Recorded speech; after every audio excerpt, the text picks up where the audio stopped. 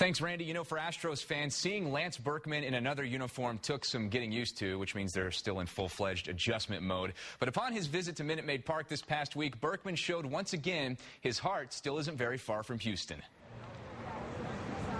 On one hand, it seems like a lifetime ago that Lance Berkman suited up for the Astros. It was 2 teams ago, after all.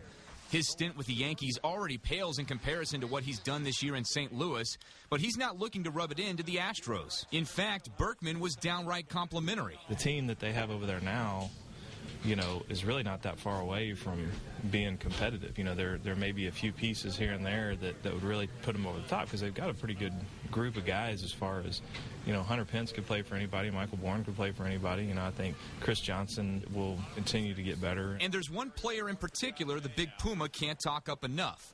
Bud Norris is high on Berkman's list, even going as far as comparing him to Roger Clemens. I think they're very similar in a lot of ways, you know, in their attitude and their aggressiveness and their mound presence. I mean, they just, you know, they believe they have great stuff, and they do. You know, people are just, oh, well, what's the deal? How come Bud Norris owns the Cardinals? Like, the guy throws 95 miles an hour with a nasty slider and a good changeup. So, you know, if he shuts us down, that's not shock the world stuff. I mean, he's got a great arsenal. And although Berkman's team currently leads the Astros by a double-digit margin in the standings and just a half game out of first place, he has strong opinions on his former club.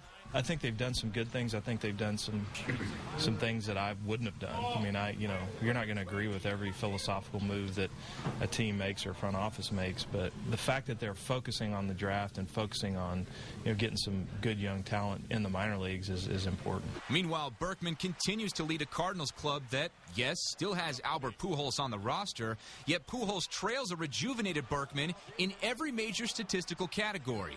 All this from a player that questioned whether he even wanted to play this season at one point. I didn't feel like I needed to come back. I mean, if I'd quit last year, I'd have been perfectly fine with my career. So it's just, you know, it's icing on the cake to do well. And if it ends today, if it ends tomorrow, if I do terrible the rest of the year, I'm fine with whatever happens. And as for the future of the Astros? They're moving the way they need to go, but they need to reemphasize pitching. I mean, that's the name of the game. A game that Berkman is still one of the best in the business at playing. Adam Clanton for Sports Sunday.